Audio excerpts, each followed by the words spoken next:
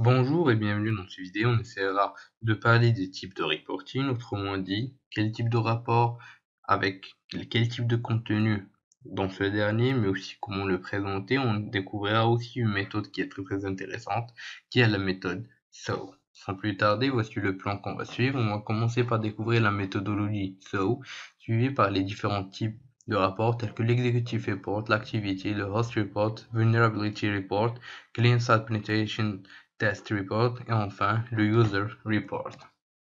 Donc la méthodologie SOW est la suivante. Tout d'abord, on a la politique de sécurité, les standards et les meilleures pratiques.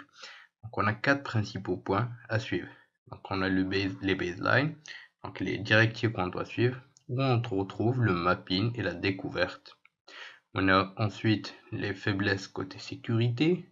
On retrouve l'audit et le mappage de tout ce qui concerne les menaces, tout ce dont on dispose au sein de notre architecture comme entité. Donc il faut bien faire attention à ça, surtout quand on est en train d'auditer. Ensuite, on a l'exposition au risque. Donc il faut sécuriser le réseau et fermer l'accès. Et enfin, on a l'amélioration, donc la remédiation à ces failles. Donc il faut toujours évaluer le risque, proposer des solutions aux problèmes, mais aussi penser à effectuer une sorte de veille, de formation aux ressources humaines, techniciens, administrateurs, etc.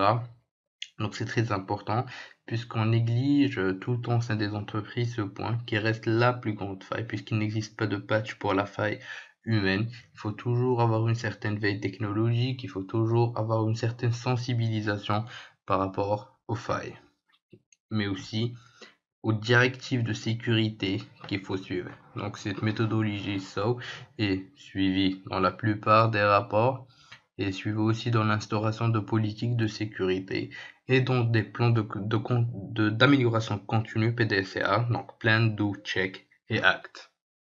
Donc l'executive report consiste à établir les grandes lignes du travail qui va être réalisé. C'est ce que vous espérez accomplir par cet audit, cet test de pénétration, qui concerne les cibles, mais aussi une meilleure compréhension du travail qu'on va effectuer, une présentation de l'architecture, et une évaluation du travail, du risque, etc. On a l'Activity Report qui est un rapport contenant tous les exploits qui ont été exécutés avec des screenshots. C'est une sorte de modèle d'arborescence qu'on va effectuer. Par exemple, on aura une SQL injection. On a pu effectuer 3 types d'injections, par exemple une SQL injection, une injection LDAP, mais aussi une injection de commande. Le host report qui consiste à présenter toutes les informations détaillées sur l'hôte, le nombre d'ordinateurs compromis, la moyenne des vulnérabilités exploits et leur référence, donc via le CVE qui est le service de référencement de tous les types de failles existantes. Donc c'est des références par rapport aux failles.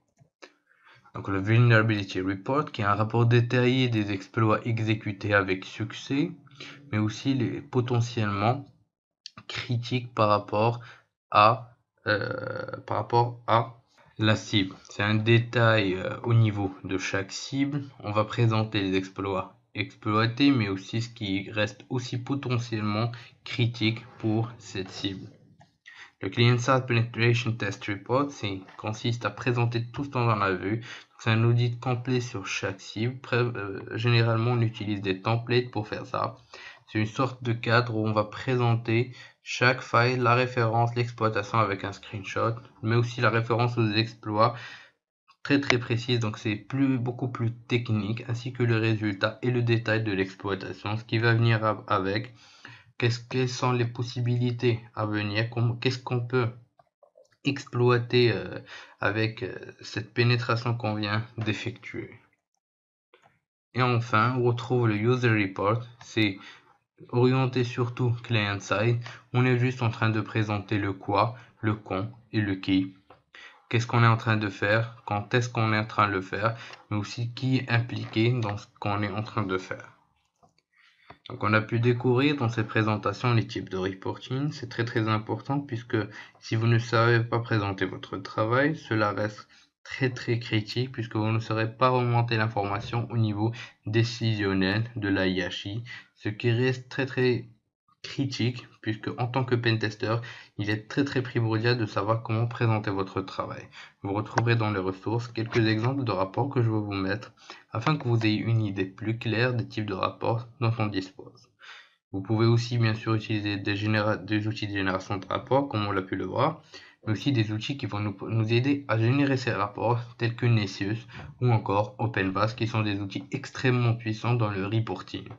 Je vous dis merci de votre suivi et à la prochaine vidéo.